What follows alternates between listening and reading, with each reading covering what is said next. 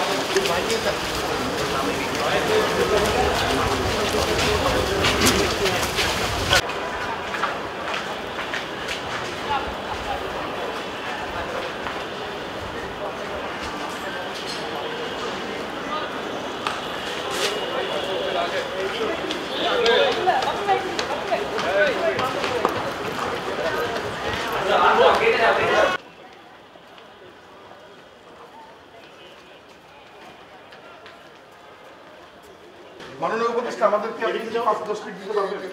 খুব ভালো হইতো আজকে।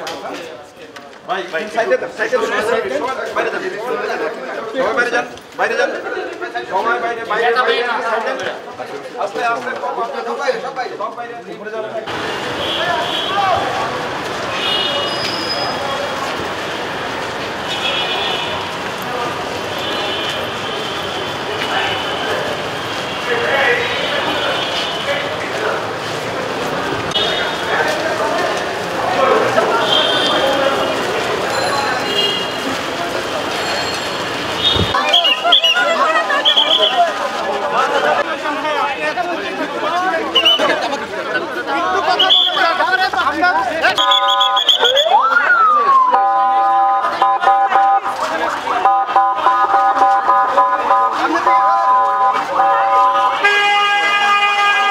আপনারা দেখেছেন যে আমাদের মাননীয় ক্রীড়া উপদেষ্টা মহোদয় আজকে বাংলাদেশ ক্রিকেট বোর্ড অফিসে ভিজিট করেছেন এবং আমাদের যে ফ্যাসিলিটিসগুলো আছে উনি এগুলো ফিজিক্যালি দেখেছেন আর কি।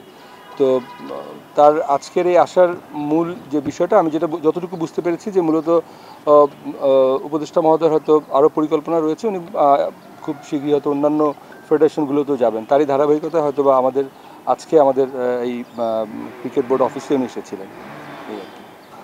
আমি বলি আজকে কারোর সাথে কোনো স্পেসিফিক আলোচনা হয় না, খুবই সৌহার্দ্যপূর্ণ সবার সাথে জাস্ট আলোচনা হয়েছে, বিভিন্ন অভিজ্ঞতা, বিভিন্ন তাদের এক্সপিরিয়েন্স একজন আরেকজনের সাথে শেয়ার করেছে, এক একজনের এক একটা এরিয়াতে এক্সপিরিয়েন্স, এই বিষয়গুলি মোটামুটি কথা হয়েছে। স্পেসিফিক কোনো আপনারা যেটা জানতে চাচ্ছেন বা বুঝতে চাচ্ছেন এরকম কোনো বিষয়ে কথা হয়নি।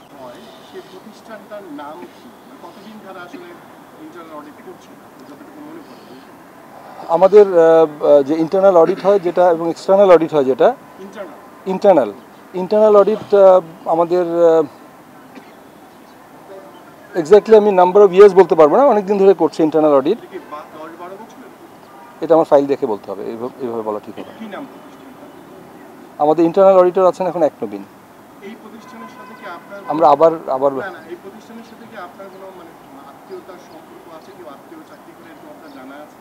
না, এই ধরনের কোনো তথ্য নেই আমার কাছে। আমার মনে হয়